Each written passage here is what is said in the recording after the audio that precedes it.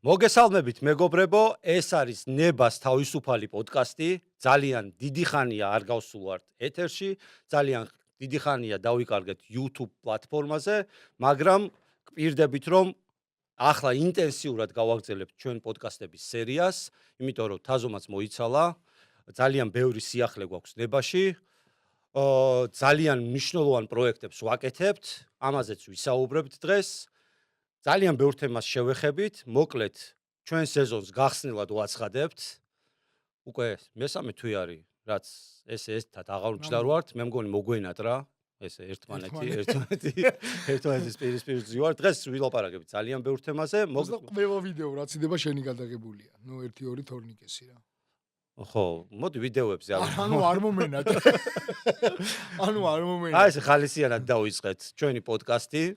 მოკლედ სახელმწიფომ გადაწყვიტა რომ ებრძოლოს ნარკომანიას და შეიქმნა ძალიან ბევრი ესეთ სტრუქტურები, დებატები, მოკლედ საზოგადოება ძალიან ახმაურდა ამ თემაზე, თუმცა ჩვენ დიდი ხანია უკვე ხმაურობთ ამ თემაზე.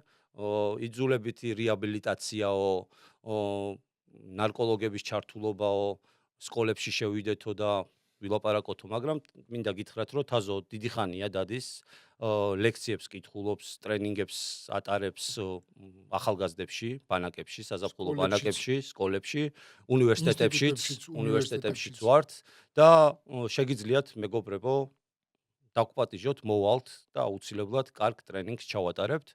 ასევე მინდა შევეხო ბიზნესსაც, იმიტომ რომ ბიზნესშიც, დიდ ბიზნესებშიც ყავთ თანამშრომლები, რომლებიც არიან დამოკიდებულები და ამ საჭირო თანამშრომლები არიან და ფასეულები, მე ვფიქრობ, რომ ყველა ადამიანი ფასეულია და შეგვიძლია რომ ბიზნესებშიც თქვენთანაც მოვიდეთ და ჩავატაროთ ტრენინგები და აუცილებლად დავეხმარებით თქვენს თანამშრომლებს. მანდ შევეჯახებით ეს კონფიდენციალობას ახლა არავის არ ენდომება რომ ხო და აი მაგაზე მინდა ვილაპარაკო. გაიგოს რომ ხა მომხმარებელი ვარ. ხო და რო გაიგოს მომხმარებელი ვარ, რა პრობლემაა, ვის უმალავთ? რა არიცი? არის ის მეორე პირი მზად რომ მიიღებს ჩემს ამ დამოკიდებულებას. საერთოდ ტენდენცია როგორი არის, რომ აი დააკვირდით რა თქვენს მაყურებელმას და შენც დააკვირდე. მაგალითად ესეთი რამე მინდა გკითხო, რომ თითქოს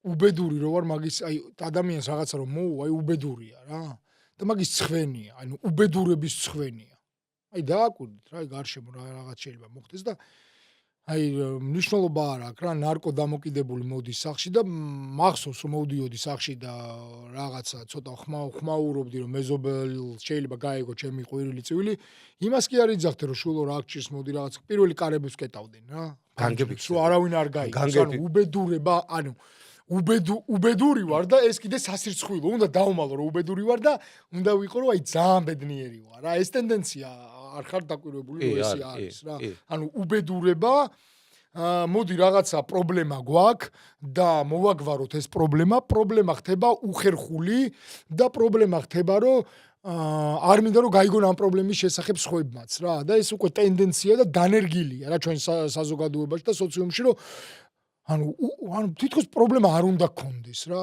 ხო, უპრობლემო ხალხი. ხო, არ უნდა გქონდეს პრობლემა. ეხლა ძალიან ხშირად ვაწყდები ხო სარეაბილიტაციო ცენტრის ხელმძღვანელი ვარ უკვე მე რამდენი წელია აღარც მახსოვს და ვაწყდები ერთი და იგივეს რომ აი თითქმის ყველა ჩვენს თანამშრომელს და თითქმის ყველა რეაბილიტაციაზე მოსულ პირს უჭირს თავის შეცდომებზე ლაპარაკი გაამახვილოს ყურადღება იმაზე რომ რაღაცა პრობლემაა, გაამახვილოს იმაზე ყურადღება რომ რაღაცა არ გამოსდის და ვიღაცასთან მივიდეს და კითხოს როგორ გავაკეთო რა. ანუ თითქოს აი ეს არის სირცხვი რაღაცა რომ ჭირს და რაღაცა რომ გამოსასწორებელი მაქვს და რაღაცა რომ შესაძლებელი მაქვს და გასაკეთებელი მაქვს. ქცევით დონეზე ვიზახე ღრმად არ შევდივარ ახლა მე იქ რაღაც ტრავმაში და იმაში რა აქვე ვტრიალებ. ანუ აი ეგ თითქოს არის უბედურება და ესე ტენდენცია არის რომ თითქოს უნდა ვიყო აი ფლოულეს როგორ არის უნაკლო რა უნაკლოდ უნდა ვაკეთებ. ხო და რატო ვაკეთებთ მაგას? ხო არავინ არ ვართ უნაკლო, ხო ვიცით რომ არავინ არ ვართ უნაკლო. რა მოხდა? ეს აქ ვიცით. არა, რა მოხდა რომ თქვა? აქ ვიცით, მაგრამ აქ ვიცით. რა მოხდა რომ თქვათ რომ დამოკიდებულია, რა მოხდა რომ დამოკიდებულია, გავიგეთ რომ დამოკიდებულია. ერთ ტკივილს მეორეს უმატებთ, ხო? ანუ ვიკეტებით და ვამბობთ რომ არა აი იქიდან გამომდინარე ვამბობ რა, აი მაგალითად ისე რა ქვია, ქმარმა მოკლა ცოლიო და მე ინტერვიუებს ართმევენ ხოლმე მეზობლებს და არა ძალიან კაი ბიჭი იყო, მაგათი ოჯახიდან ზედმეტი ხმა არ გამოსულა. როგორ არ გამოსულა, მოკლა. რაღაცამდე მეტი რაღა უნდა იყოს. რაღა უნდა ექნა და რაღაცა ეგრევე ხო არ ვიცი ეგრევე რა ხო არ რა გა- შემთხვევაა, მაგრამ ეხა შემთხვევა რაღაცა ხო რომ წარმოვიდგინოთ, ხო ეგრევე ხო არ მომხდარა რა. ხო, რაღაცა ნელა დამოკიდებულებაში ხო იყო, რაღაცა ტრავმა ხო ქონდა, არ ვილაპარაკებ ტრავმებზე. ტრამებზე დღეს პირობას ვდებრო არ აი უბრალოდ ისე თუ შევეხება. კაი, მოდი იძულებით რეაბილიტაციაზე ვილაპარაკოთ. ანუ იძულებითი მე არ რეაბილიტაცია. ვიცი რა არის იძულებითი რეაბილიტაცია, არ ვარ იძულებითი რეაბილიტაციის მომხრე, იძულებით არაფერს არავინებს არაფერი არ უნდა გააკეთებინო, იმიტომ რომ იძულებითობა არის ადამიანის დასჯა. როდესაც მე მაქვს პასუხისმგებლობა და ამ პასუხისმგებლობაზე არჩევანი არ მაქვს, მაშინ ეს პასუხისმგებლობა ჩემთვის არის სასჯელი. მე შემიძლია დაგელაპარაკო რა არის სავალდებულო რეაბილიტაცია. მაგრამ იძულებით ეს ძალიან კარგად უნდა გაიგოს ხალხმა და ერთმანეთისგან გამიჯნოს. ვისაც აქვს ინტელექტი, ესეთი რაღაცა, ხო, IQ-ზე მაქვს საუბარი და არა ემოციური ინტელექტზე. კოგნიტური ინტელექტი ვისაც აქვს, ესეთი კითხვა, ესეთი ის მინდა უთხრა რომ სავალდებულო სიტყვა სავალდებულო და იძულებითი ორი სხვადასხვა სიტყვა არის. იძულებითი ნიშნავს, რომ იძულებით მე ოდესღაც მიმიყვანეს ციხეში. ანუ მე კი არ მინდოდ, კი არ მკითხე შენ ციხეში წახვალ თუ რეაბილიტაციაზე. რაღაცას იზამ. არა. ჰოპ მომკიდეს ხელი, ჩამსვეს მანქანაში, ბორკილები დამადეს და მიმიყვანეს ციხეში. ეგ არის იძულებით. აი ბავშვს რო ფაფას ძალით აჭმევენ სახში პირში რო თხრიან ყოვს, ეგ არის იძულებით არის. იძულებითი არის სიტყვა და ეს სიტყვა მოიცავს და მოიაზრებს იმას, რომ მე არ მაქვს არჩევანი. ანუ და იძულებითი. არის სავალდებულო. ვალდებულება სიტყვა შეიძლება გვაჟრიელებს ამ სიტყვაზე და არ მოგწონს, მაგრამ ვალდებულება ჩნდება მაშინ, როდესაც მე ვიზრდები. ანუ ჩემს ზრდასთან ერთად მოდის ვალდებულება. რა არის ეხა ვალდებულება?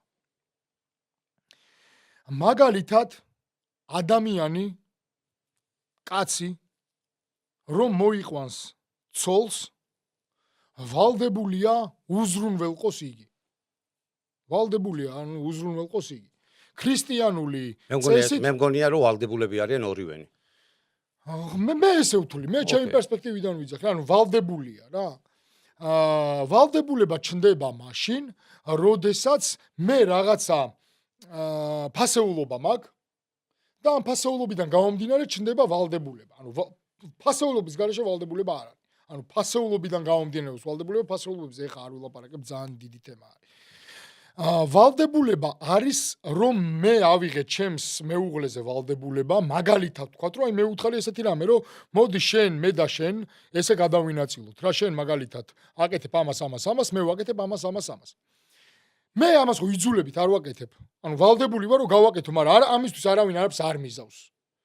ხო. უბრალოდ მე მაქვს არჩევანი, მე ვარ არჩევნის წინაშე. ეს რაც შევპირდი ჩემს მეუღლეს გავაკეთო თუ არ გავაკეთო. მაგრამ ჩემი სიტყვა მავალდებულებს მე რომ ეს გავაკეთო. მაგრამ მაინც მაქვს არჩევნის საშუალება. იძულებითი შემთხვევაში არჩევნის საშუალება არ არის.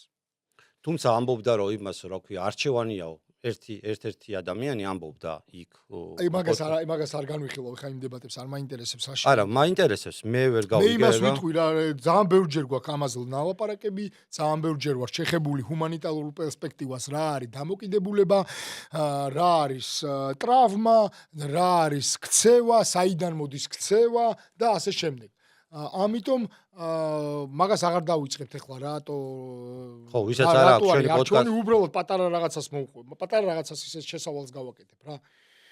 ადამიანმა მაგალითად რომელიც მოიხმარს ინტენსიურად, ყოველდღიურად ნარკოტიკს კვლევებიდან ვლაპარაკობ, ჩემ რაღაცა კი არ დამესიზრა რაღაცა. მე ესე ვფიქრობ კი არ არის. ანუ კვლევებმა დაადასტურა, ვიღაც ტიპს ეს დაიჭირეს ტიპი, დაადეს თავზე რაღაცა მავთულები, ენცოფოლოგრამა ქვია მაგას. თუ რაღაცა და ენცოფოლოგრამა, ხო, და მაგ ენცოფოლოგრამის წინ დაუსვეს კითხვები. და მივხვდნენ ესეთ რამეს, რომ ის კითხვა, რომელსაც მას უნდა გაეცა რაციონალური პასუხი და ლოგიკური, იქ არ აინთო რაღაც და არ დაიხაზა რა. ანუ რას ნიშნავს, რომ ნარკო დამოკიდებულს არ აქვს რაციონალური რაციონალურად ფიქრის და ლოგიკური არჩევანის საშუალება. მოკლედ ლოგიკურად ვერ აზრობს. აქედან გამომდინარე, ეს ადამიანი იყურება ესეთ, თითქოს არის გვირაბში. ესეთი გვირაბული ხედვა აქვს. ობსესიური ხედვა, ესე ვთქვათ, იმიტომ რომ ხშირად კიდე არის რომ გონიათ დამოკიდებულება კომპულსიურ ობსესიური აშლილობა. ეს არ არის კომპულსიური ობსესიური აშლილობა, მაგრამ ძალიან გაავს კომპულსიური ობსესიური აშლილობას და პლუს კიდე ძალიან ბევრი ადამიანი, ვისაც დაუდგინეს დიაგნოზი კომპულსიური ობსესიური აშლილობის, ამ ადამიანთა რაღაცა 80% შეიძლება მოიხმარდეს ნარკოტიკს, რომ დაიწყნაროს ეს თავის კომპულსია და ობსესია. ანუ მისი ნერვული სისტემა ითხოვს რეგულაციას და ნარკოტიკის საშუალებით ისინი ამას არეგულირებენ. ამიტომ ხშირად შეცდომაში შედიან და გონიათ, რომ დამოკიდებულება არის კომპულსიური ობსესიური აშლილობა. ეს არ არის ესეა, მაგრამ ძალიან გავს და ახლოს. აი კომპულსიური ობსესიური პიროვნებას, აშლილობის მქონე პიროვნებას არ აქვს მაგალითად დიდი არჩევნის საშუალება რა. რატომ? იმიტომ რომ ის ობსესიურად ფიქრობს ამაზე და კომპულსიურად ეს რიტუალი უნდა გააკეთოს. თორე გონია ამ რიტუალის გარეშე ქვეყანა დაიქცევა. ანუ რიტუალში რას გულისხმობ? მაგალითად სამჯერ ხელი თუ არ დაიბანა. ხო, ანუ თავის რიტუალები აქვს რა. ეს მარტო დამოკიდებულ ადამიანებს თუ ნარკო დამოკიდებულს თუ ყველას? ანუ კიდე ტრავმასთან უნდა მიმიყვანა. დამოკიდებულ ადამიანიც მოიგულისხმება. ეხლა რატო კვლევა არის ესეთი ჩატარებული? ბავშვი როცა ვითარდება, კიდე აი ამ ბავშვობაში წავედი კიდე ამ ტრავმაში. კარგი, ბავშვი როცა ვითარდება, განვითარების ეტაპზე მას უნვითარდება ტვინიც. ხო. ანუ აქვს ესეთი მოგრძო ტვინი, ლიმბური ტვინი და ჯერ არ აქვს ნეოკორტექსი, არ აქვს განვითარება. ის ყიფლიბანდი. ყიფლიბანდი რომ დააჭირო, თითი ჩავა, ეხლა მე მყავს პატარა შვილი და იმას ჯერ არ დავაჭერ. ძალიან მიყვარს არ აქვს შეხორცებული თავი, ხო? ანუ აქ რომ დააჭირო სვიმე მხელი ჩავა. ამიგდალაო ეგაო. არა, ეგ არა, ამიგდალა არის პირიქით. სუმეშლება ეგორი, მაგრამ ეშლება. ამიგდალა თავიდანვე გვაქვს. გვაქვს? კი, იმიტომ რომ ლიმბურ ტვინში არის და ლიმბური ტვინი თავიდანვე გვაქვს რა. ანუ უამიგდალო ადამიანი არ არსებობს. ლიმბური ტვინი უკვე მუცელშივე გვინვითარდება. ოკეი, ხუმრობ. ამიგდალად დავიბადეთ, კარგია ამიგდალა. ყველა ძუძუმწოვარას აქვს ლიმბური ტვინი. ბავშვობაში ტვინი ფორმირდებოდა, ანუ როცა ბავშვობაში მის ტვინი ფორმირდებოდა, თუ მას რაღაცა ტრავმატული გამოცდილება ჰქონდა და ჩამოუყალიბდა ტრავმა. ანუ უნდა გადარჩენილიყო, რა თქმა უნდა. და მთელი მისი ბიოლოგია მომართული იყო გადარჩენისკენ. იმდენად ბევრი ენერგია და რესურსი იხარჯებოდა აი ამ გადარჩენის მექანიზმში, რომ მისმა ნეოკორტექსმა ვერ მოასწრო განვითარება. ესე იგი, ნარკოტიკმა კი არ დაგვირხია ტვინზე. ანუ ტრავმა მიმოქმედა ტვინზე. ტრავმა. ნეოკორტექსზე. ანუ პრეფრონტალურ ნეოკორტექსზე, მარჯვენა მხარეს იმათვის ვიძახი, ვისაც ამაღანა არ ჯერა ხოლმე რაღაცას რომ ვამბობ. პირდაპირ ეთერში, ანუ ჩემს სიტყვებს არ კვლევიდან გამომდინარე ვიზახ, კიდე მინდა რომ გითხრათ, თუ გინდათ მომწერეთ პირადში და ყველანაირ კვლევას ჩაგიგდებთ რა კვლევები, როდის ჩატარდა, რანაირად ჩატარდა, რაზე ჩატარდა და ასე შემდეგ.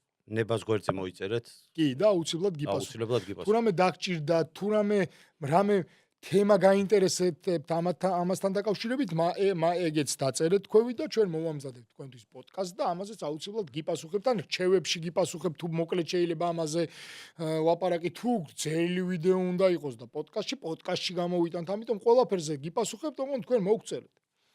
ბოდიში გაგაწყდეთ და თუ ეს თემები ძალიან გაინტერესებთ, შეგიძლიათ გამოიწეროთ ჩვენი YouTube არხი, დაგვიკომენტაროთ ან დაალაიქოთ. და ეს ჩვენთვის იქნება ძალიან სასიხარულო. გავაგზავნოთ. ოკეი. ხო, და ეხლა მოვედით აქ რომ ეს ანუ ტრავმამ იმოქმედა ისე რომ ანუ ტრავმა მაგიტო ქვია რომ ჩემს სხეულში ბიოლოგიურადაც რაღაცა ნაკვალევი დატოვა. მე შემდგომ თქვით რომ შეიძლება მოხდეს ისეთი რამე რომ ჩვენ ცხოვრებაში რაღაცნაირად საიდანღაც გაჩნდა ნარკოტიკი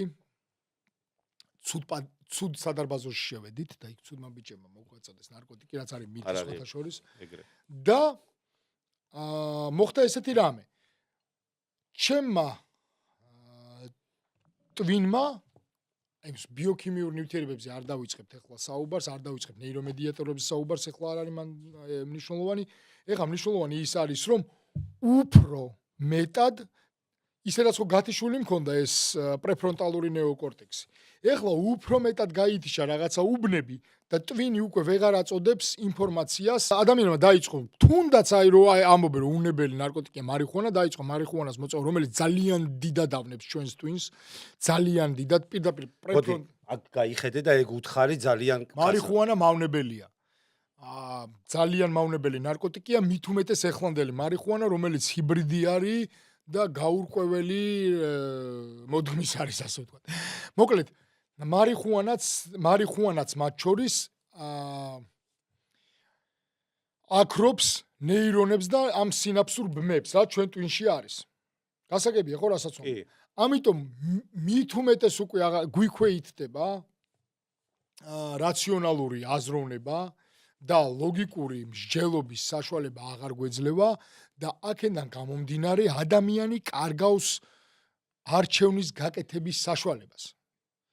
ხო. გასაგებია ხო? ეხლა იმ ადამიანს თუ გონია რომ მე ვამბობ იმაზე რომ რომელი ფეხსაცმელი ჩაიცვას ხო არ არის ფეხსაცმელი ნარკოტიკის მოხმარება ეხლა. ხო თუ რა ხო მაგას ვამბობ ნარკოტიკი მოვიხმარო თუ არ მოვიხმარო თუ რომელი მაგრამ მიუხედავად მაგისა რომელი ფეხსაცმელი უნდა ჩამეცვა მაგაშიც ძალიან სანდე რომ მივდიოდი ხოლმე ალბათ არ ვიცი 45 წუთი ვიცმევდი ხოლმე და მე მაინც იმას ვიცმევდი რაც პირველად ჩავიცვი. ხო, ბევრი ქონდა და არაფერი ბევრი არ მქონდა, მთელი არსი ის იყო, რომ ბევრი არ მქონდა და მაინც ეგრე ვიცმევდი, აი რა, რამდენნაირ იმას ვაკეთებდი ხოლმე, რა კონფიგურაციას. ესე თუ ესე. ერთ ჩემი ძმასთან ბავშვობის სიგარეტს ესე იდებდა ხოლმე რა, სარკესთან დადგებოდა და თეთრი ფილტრით და ყავისფერი ფილტრით ჯერ ჩაიდებდა და თაზო რა მე, რომელი უფრო მიხდებაო მეთქი საოს ბავ. ვინმე უკვირდება მაგას.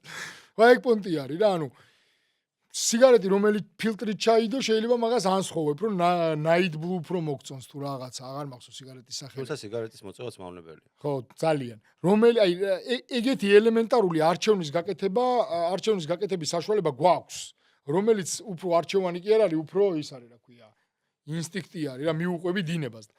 არჩევანი საერთოდ ჩვენ ცხოვრებაში არჩევანი ჩნდება მაშინ როდესაც ჩვენ ძალიან გაცნობიერებული გვაქვს რა მინდა, რა მოთხოვნილებები მაქვს, ეხლა როგორ რამე სიამოვნება, რა იქნება კომფორტული, რა არ იქნება კომფორტული და ვაფშე მინდა, ეხლა კომფორტულად ვიყო თუ არ მინდა, თუ რა მინდა საერთოდ. აი ეს ყველაფერი რო გაცნობიერებული გაქვს, მერე შემოდის ჩემს ცხოვრებაში არჩევანი. მანამდე არჩევანი არ არის, ეს უბრალოდ არაცნობიერი რაღაცა გადაწყვეტილებები და იმპულსები არის, რითიც მოქმედებს ნარკოდამოკიდებული, ეს არის მნიშვნელოვანი რამ. ბილიარდის თამაშისთვის ერთი ბურთი რომ მეორეს მოხდება, ეს იმპულსურად და ინერციით მივდივართ და ეს ინერციით დადის ეს ნარკოდამოკიდებულიც რა. ხო და ინერციით იღებს გადაწყვეტილებებს. ყველა ნარკოდამოკიდებულს მინდა უთხრა რომ ეს არ არის თქვენი არჩევანი, ეს არის თქვენი ინერცია. ანუ არ გაქვთ სხვანაირად, არ იცით როგორ უნდა გქნათ. მეც არ ვიცოდი, მეც ძალიან დიდი ხანი 12 წელზე მეტი ინტრავენურად მოვიხმარდი ნარკოტიკს. მოვიხმარდი ყველანაირი ნარკოტიკი, რაც გაგიგიათ საერთოდ. უბრალოდ ფენტანოლი თუ ფენტანილი თუ ფენტალინს არ ვარ მოსწრებული და აი ამ რაღაცა ახალი ნარკოტიკები რო არის ბოლო 9 წელია რაც არის, მაგებს არ ვარ მოსწრებული. არცაა საჭირო მე თუ მკითხავ. რავი, აი ხუმრობ. ხო, ნუ არცაა საჭირო და არც მჭირდება, მაგრამ არ ვარ მოსწრებული და ვერაფერს ვერ, მაგრამ ყველანაირი ნარკოტიკი, სახში მომზადებული კუსტარული ნარკოტიკებიც მაქვს მოხმარებული, მოხარშული, გაკეთებული და ასე შემდეგ. ამიტომ არც სპიჩკის აი არ გვინდა დეტალებში შესვლა. ხეხვა მიჭირს. აი, მოდი, ეს ძალიან კაია, მაგრამ ერთ კარგ საქმეს აკეთებ. არა, რისი თქმა მინდა უბრალოდ, იცი რომ უბრალოდ იცოდეს ხალხმა რომ მე ამას არ უყვები უბრალოდ იქიდან რა ქვია, წიგნებიდან რა, ეს გავლილი მაქვს ნამყოფი ვარ, ნაცხოვრები მაქვს ძალიან დიდი, უფრო მეტი ხანი ისე ვიცხოვრე, ვიდრე ფხიზელი ვარ ჯერჯერობით. ხო, ანუ უფრო მეტი ხანი ვიცხოვრე არაფხიზელმა, ვიდრე ფხიზელი ვარ. ამიტომ იქიდანაც ნანახი მაქვს რა არის. აქედანაც უკვე მე 9 წელია, მე 10 წელი დაიწყება მალე, რომ ამას უყურებ და აქედან მუშაობ ნარკოდამოკიდებულებასთან და ყოველდღიური ურთიერთობა მაქვს ნარკომომხმარებელთან, ყოფილ დამოკიდებულთან, ოჯახის წევრებთან მათთან და ასე შემდეგ. ხო, მე მინდა ვთქვა, რომ თაზო ჩემთვის მაგალითია, ანუ გამოჯამრთელებული ესე ბჭყალებში, ანუ გამოფხიზლებული ადამიანის, იმიტომ რომ შენს გარდა, რა ვიცი, საქართველოში მე პირველად შენ გნახე და შენთან ერთად გავიარე დაკვირვებით შენზე მახსოვს ძალიან დიდი ხნის წინ იყო, ეს იყო 2018 წელი. ხო, შენთან ერთად გავიარე ალბათ ეს გზა და მინდა გითხრათ, რომ თაზოს სახიდან დაიწყო ალბათ ეს რეაბილიტაცია. არც ერთი რეაბილიტაცია არ იყო საქართველოში, ჩვენი რეაბილიტაცია. და პირველი ქართველი იყო ალბათ, ვინც ერთ-ერთი. მე მგონია რომ პირველი. არა, ერთ-ერთი. ანუ საქართველოში ვინც გაიარა ეს რეაბილიტაცია ხო? რეაბილიტაცია. ხო და შენ მინდოდა იქ თემაზე გადავსულიყავ, შენ ატარებ ტრენინგებს და ახალგაზრდა თაობას ესაუბრები ნარკოტიკის სიცუდეზე, ანუ ცუდი როა და კიდე ბევრ რაღაცას ასწავლი და ძალიან შემოდიან ხოლმე დისკუსიაში ჩემოდიან და ძალიან დიდი ინტერაქცია ხოლმე იმაში ლექციების დროს. და ეს მგონია რომ ხელს უწყობს პრევენციას, რომ ეს ადამიანები არ წავიდნენ ნარკოდამოკიდებულებაში, თუნდაც ალკო, თუნდაც თამაშდამოკიდებულებაში. შენი აზრით, ანუ აი გლობალურად რო შევხედოთ ამ საკითხს, ანუ საქართველოში რა უნდა მოხდეს, ანუ როგორ უნდა შევიდეს, ანუ შენ ხო რაღაც ლოკალურ, ერთი ჯგუფი არა 30 კაცი, 40 კაცია, ხო, თელ საქართველოს ვერ მოსდებ ამას. როგორ ფიქრობ, ანუ აი როგორი მენეჯმენტი უნდა ჩატარდეს?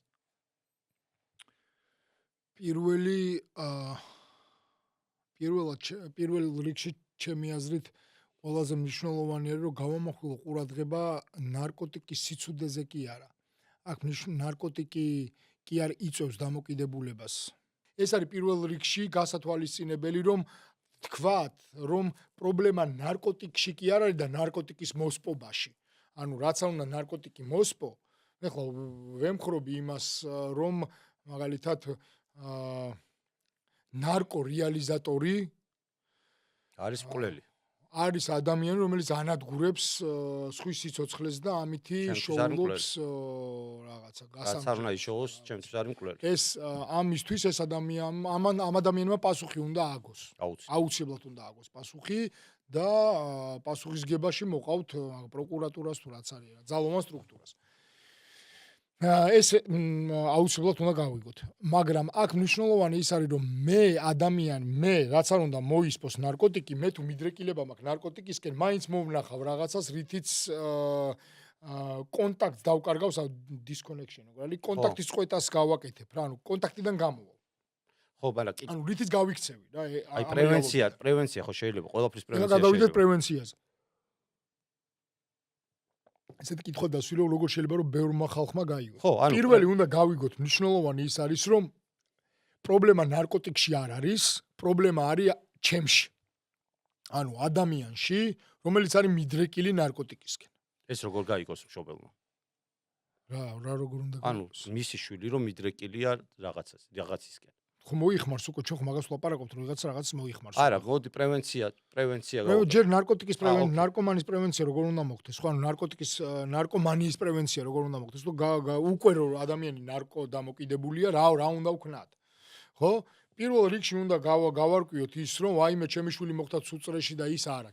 პრობლემა მშობელს უნდა ყოველთვის რომ აარიდოს პრობლემა თავის შვილს და თქვას რომ მისი შვილი უპრობლემოა, კაია, მაგრამ აი წრი არის ცუდი და გარემოა ცუდი და ნაკლებად ხელმისაწვდომი რო იყოს. და იმ გარემოში ვინც არიან, ყველა მშობელი მაგას ამბობს. ხო, ნარკოტიკი რო გარემოში ნაკლებად მოიპოვებოდეს, ჩემი შვილი არ განარკომანდებოდა.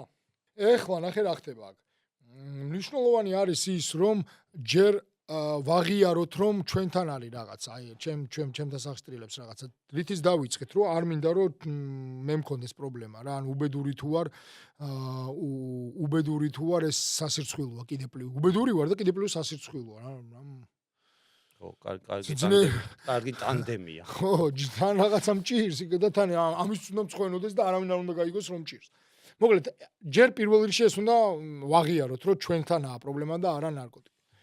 მეორე მნიშვნელოვანი საკითხი არის, რომ ადამიანები, ვისაც მიუწვდება ხელი ამ ადამიანებთან, ეს არის ვინ? მამაო.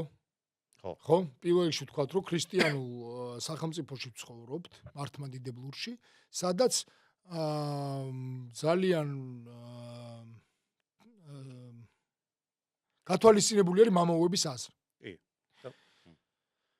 მეც მათ შორის შეიძლება ვითვალისწინებდი ყოველ კვირას დავდიოდი ეკლესიაში და მამაოსთან შევდიოდი და ველაპარაკებოდი და აღსარებას ვაბარებდი და რაღაცა მაინტერესებდეს და შეიძლება დავრჩე და ველაპარაკო ჩემ მამაოს, მაგრამ ჩემ მამაოსთან მე ჩემი ურთიერთობა მაქვს, ჩემი ინტიმური ურთიერთობა მაქვს, ჩემი სიყვარული მაქვს ამ ადამიანის მიერ, ჯერა და რაღაცა საერთო მაქვს ნაპოვნი და მომწონს მას რომ ვეკითხები ჭკუას, რაღაცას მეტყვის და მაგ შემთხვევაში სულიერი კავშირი არის თქვენ შორის შემდგარი. ხო, ძალიან მნიშვნელოვანია. და ვიცი რომ მამაო რაღაცა რო ხდება მსგავსი, ხო, ვიცი რომ ეხა ჩვენი მამაო იცის რომ მე ჩემთან აგზავნის ამ ადამიანს რა.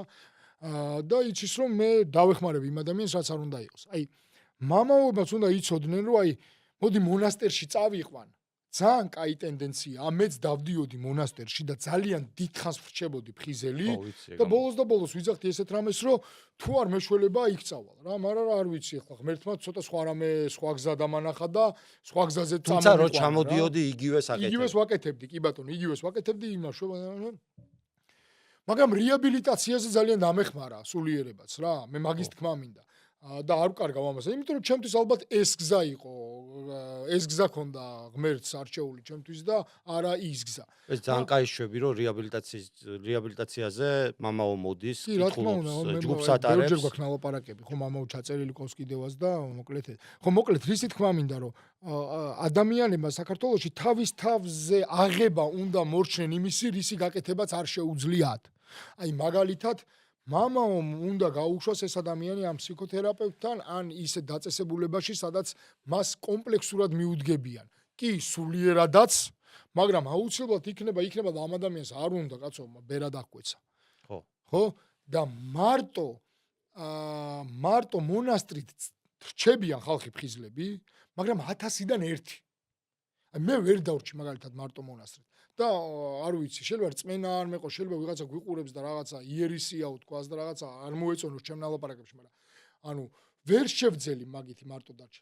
მაგრამ რეაბილიტაციაზე უფრო მეტად ვიგრძენი რაღაცა ღმერთის დახმარება, უფრო მეტად შევძელი აი ამ გზით, ვიდრე იმ გზით. ხო? ამიტომ ყველას ურჩევ რომ აი მამაოებსაც, იმიტომ რომ მამაოებს აქვს ძალიან ახლო შეხება ამ ადამიანებთან და უბრალოდ გამოუშვან ჩვენთან. ჩვენ თუ რაღაცა იქ რეაბილიტაციაზე ეს ადამიანი თქვათ ვერ წავიყვანეთ და არა სახსრები, ჩვენ რაღაც დღის ცენტრი გვაქვს, რაღაცნაირად მიუდგებით ამ ადამიანს და არ დავტოვებთ. მე მგონია რომ ამ იმის რა ვქვია მამაოების და სახელმწიფოს ჩართულობა ძალიან მნიშვნელოვანია. ერთად იქნება და თანხმედრაში იქნება მათი აზრი. ჩვენც გაგვიადვილდება ადამიანის შველა. აი მაგალითად უკრაინაში მე რო ვიყავი, იქ ძალიან ჩართული იყო ეკლესია, რუსული ეპარქია იყო იქ ჩართული რა. და ომამდე და სადაც ვიყავი იმ ორგანიზაციაში, დავდიოდით ხომ იყო ცენტრი შენ სტიხაროსანი იყავი როგორც იქ ხო, მაგრამ ცენტრი იყო იმისი რა ქვია მართლმადიდებლური ცენტრი იყო მე რეაბილიტანტებისთვის ხო ცენტრი იყო ჩვეულებრივი რეაბილიტაცია მართლმადიდებლური უფრო ცოტა მეტი ყურადღება ეძლეოდა მაგალითად ახლა ჩვენთან თუ ბიბლიის კითხვა ერთხელ ან ორჯერ არის კვირაში და მამაო ერთხელ ამოდის და ეკლესიაში ერთხელ მივდივართ იქ მე მგონი აი ყოველდღიურად ბიბლიის კითხვაც იყო რა თერაპიულ ჯგუფებთან ერთად ყოველდღიურად ბიბლიის კითხვა იყო უფრო მეტი სულიერებაზე უფრო მეტი დატვირთვა იყო რა და უფრო მეტი ყურადღება ამას ეთმობოდა რა მოკლედ რა მამაო მოდიოდა ცენტრში იკატარებდა ლიტურგიას და ასე შემდეგ რა ძალიან საინტერესო იყო, აი ეგეთი გამოცდილება მაქვს, აქცენტში მუშაობის გამოცდილება მაქვს და ძალიან საინტერესო იყო, მაგის თქმა მინდა რა. მე მგონი ამ პოდკასტის შემდეგ დაინტერესდებიან, ბევრი დაინტერესდება და ბევრი გამოხმაურება გვექნება. ჩვენც მზადყოფნას ვაცხადებთ, რომ გვერდზე დაგიდგებით, გვაქვს იმდენი რესურსი უკვე და იმდენი თანამშრომელიც ყავს ცენტრს, რომელსაც უკვე შეუძლია, რომ ეს ტვირთი აწიოს და პასუხისგებლობით აწიოს ეს ტვირთი და სხვა სარეაბილიტაციო ცენტრებიც გაერთიანდებიან და რაღაცა ერთად შეიძლება მოგვარდეს ეს პრობლემა, იმიტომ რომ ჩვენთვის ახლა ჩვენ ცენტრში 25 კაცი სულ იქნება და 25 კაცს სულ გამოვაჯამთელებთ, მაგრამ ის ათასობით კაცი რო გარეთ რჩება და რომელსაც საშუალება არ აქვს, თუნდაც ფინანსური საშუალება არ აქვს, იმ ადამიანებსაც ცოტათ მივხედავთ და მგონია რომ ერთობლივი ძალით შეგვიძლია რომ აუცილებელია ვიღაც შართულობა რა. იმიტომ რომ მე ვფიქრობ რა რითიც დავიწყე იქითკენ წავალ დასასრულისკენ, იმიტომ რომ ის დებატები იყო თუ გადაცემა იყო თუ მსჯელობა იყო იმ თემაზე, ის მსჯელობა არ უნდა დასრულდეს 1 საათში და გამოვედით და ვიშალეთ და ყველაფერი დამთავრდა და ფუნდამენტი უნდა ყოფილიყო ამ ალიანსის დაწყების. მე ვფიქრობ რომ იმ ტელევიზიებს ვეუბნები რომელ არხსაც არ უნდა წარმოვადგენდეთ რა. მე ვფიქრობ რომ ეს თემა რო აიწია და ეს თემა რო ძალიან დიდი ინტერესს წარმოადგენს საზოგადოებაში, ეს თემა მაგრად უნდა გავაშუქოთ და მგონია რომ თვეში ერთხელ კი არა, ყოველდღე ამ თემაზე უნდა ვილაპარაკოთ, იმიტომ რომ ქვეყნის მთავარი პრობლემა ესაც არის. ანუ ხუთეულში შედის ქვეყნის მთავარ პრობლემასთან, იმიტომ რომ ძალიან ბევრი შრომის უნარიანი ადამიანი არის ნარკოდამოკიდებული, თამაშდამოკიდებული. მაგას თავი რომ დავარნებოთ, ნახე რა არის ყოველ ძალიან მნიშვნელოვანი. ხო აი ამ ქვეყნის ეხლამდელი ახალგაზრდობა, რა ქვია ამ თაობას არ ვიცი რა. ჯენზის თაობა. ძალიან ბევრი გოგო ანუ female როგორ არის ქართულ? დედრობითი სქესის დამოკიდებული არის ძალიან მდედრი. ეს ერთი, მეორე, კიდე მინდა შევეხო რომ მამაოები ვახსენეთ, კიდე არის საქართველოს ესეთი ტენდენცია რომ თერაპევტთან მიდის მაგალითად ან ფსიქიატრთან მიდის ან ნერვოლოგთან, ნევროპათოლოგთან. ხო რა. მიდის, იმიტომ რომ ფსიქიატრთან არ მივალ, ნევროპათოლოგთან მივალ, ფსიქიატრი მაინც გიჟების ის არის, ეს რაღაცა ტენდენცია და ბოლო-ბოლო მიდიან ნევროპათოლოგთან, მერე მიდიან კაი მაშინ ფსიქოთერაპევტთან წავალ, ფსიქოლოგთან. ნუ და ბოლო შეიძლება ფსიქიატრამდეც მივიდნენ, ძალიან თუ აი მანდარი უკვე იძულებით ფსიქიატრთან მიყვანა მშობლების მიერ. აი ეგ არის იძულებითი მიყვანა. ანუ მთელი არსი ის არის რომ რეაბილიტაციისაც რომ ჩვენთანაც რომ მოდის ადამიანი, ანუ აქ არის მიწოდება ამ ყველაფრის ისე რომ ბოლოს და ბოლოს ჩვენ კი არ გაჯამთელებთ, შენ თო ჯამთელდები რა. შენ იწყებ პასუხისგებლობის აღებას, შენ გიჩნდება ვალდებულებები, ძალიან არ მოეწონათ ეს სიტყვა. შენ უკვე ვალდებულად თვლი თავს, რომ გავიარო უნდა ცოტაც. იმიტომ რომ საჭიროა, უკვე ვალდებულება შემოგდის. ვალდებულება რო ჩნდება, ეს ძალიან ეს იმის მიმანიშნებელია, რომ ჩვენ გავიზარდეთ. ხო?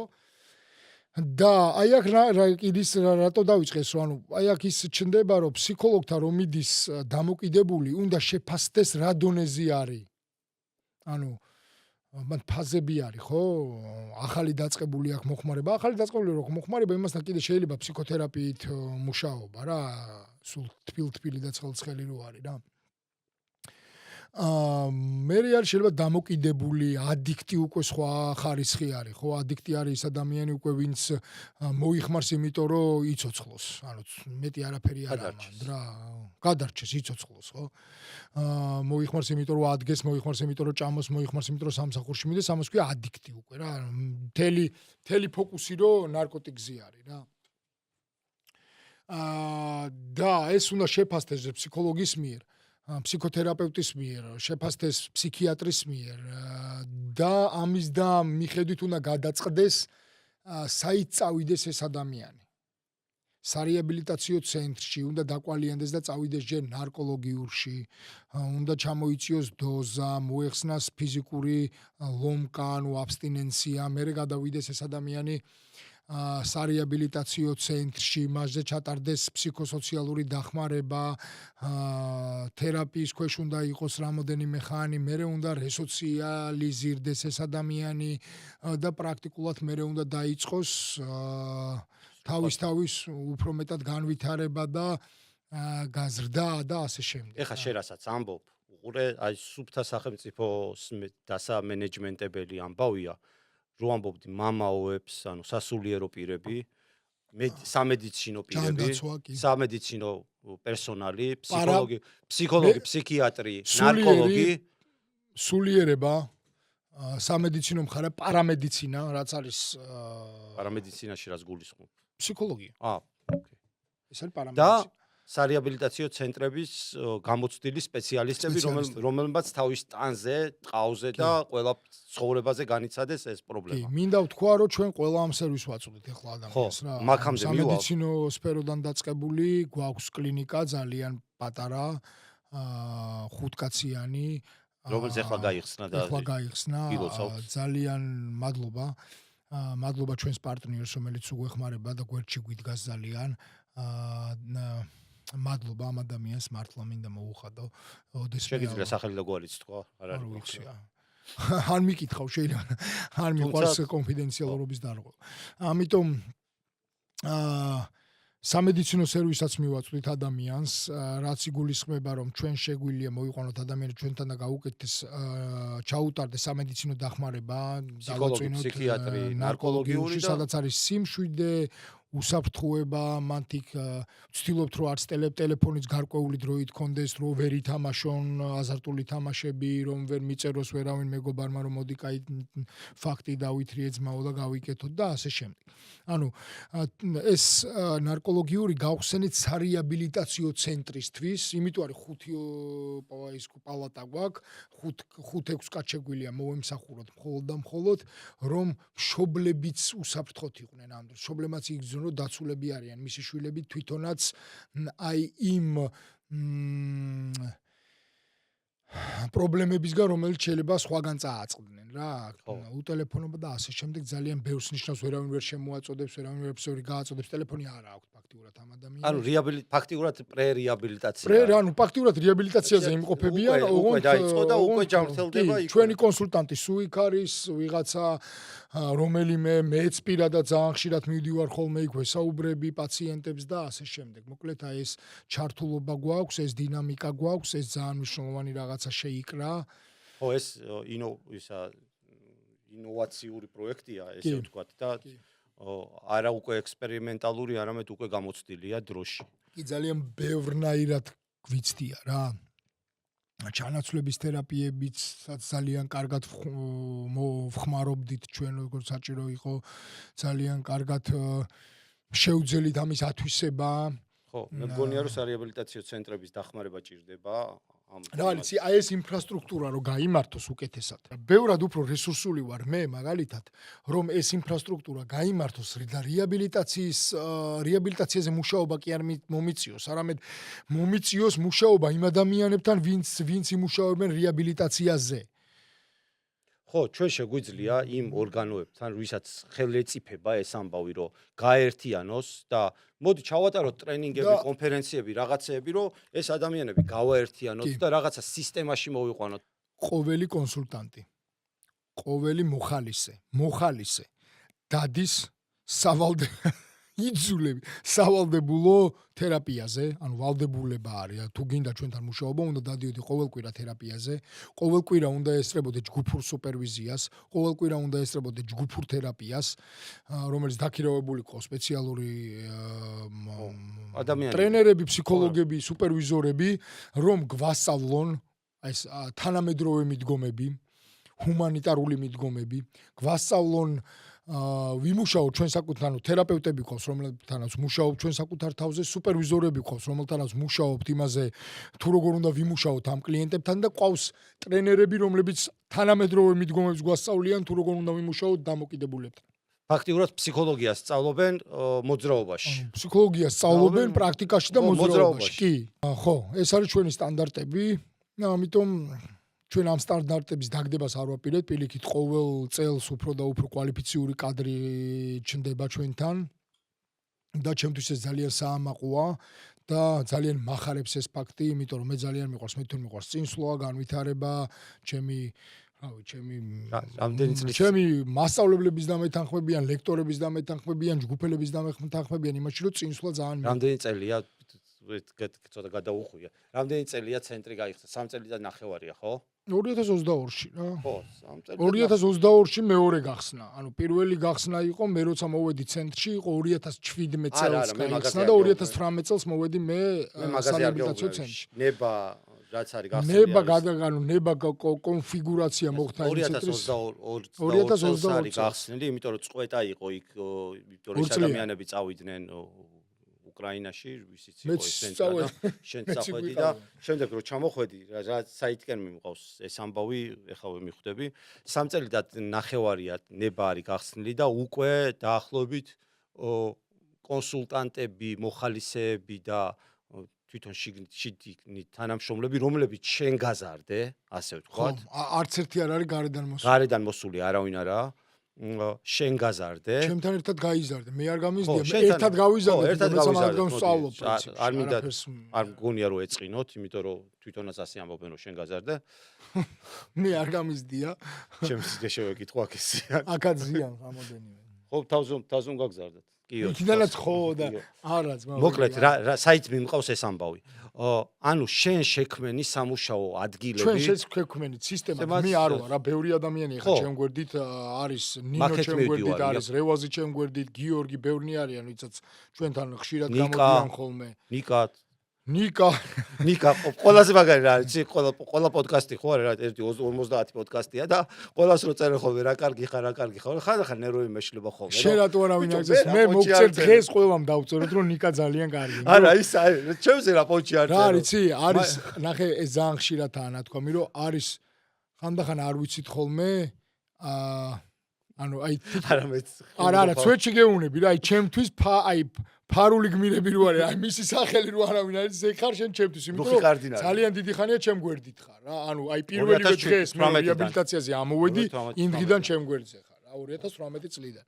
ხო, შენ ლექსიც და ლექსებს მიღებდი, მახსოვს მიღებდი და გთხოვე რომ მე არ დამიდოთ და მაინც დამიდე, მახსოვს. მოკლედ ძალიან კარგი პოდკასტი გამოვიდა, საერთოდ არ გეგონა. არ მინდა ისე თქმა მინდა, იცი რომ ისეთი სისტემა გვაქვს შექმნილი, რომ მე კი არ ვზდი აქ ვინმეს ერთად ვიზდებით რა, ერთად მივდივართ წინ და ეს ძალიან მნიშვნელოვანია, იმიტომ რომ მე ამ ადამიანების მე თუ ეხლა რამეს წარმოვადგენ, იმას წარმოვადგენ, რომ ჩემ უკან აი ამ ხელა აი ესეთი ადამიანები დგანან, რომლებიც მომყვებიან კვალ-და-კვალ, ფეხ-და-ფეხ და ზოგჯერ მეც უშვებ შეცდომებს და ეს ადამიანები ჩემ შეცდომებზე სწავლობენ, ჩემ გვერდში მიდგანან მაშინ როცა საჭიროა და როცა მტკივა, როცა შეცდომას უშვებ და ასე შემდეგ.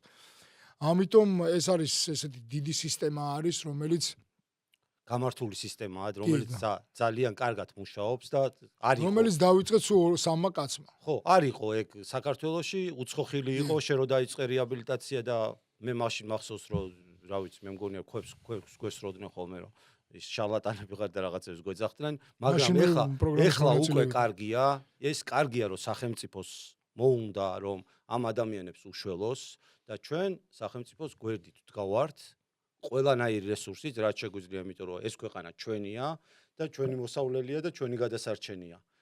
თითოეული ადამიანი და ვიღებთ ისეც, როგორიც არის. საქართველოს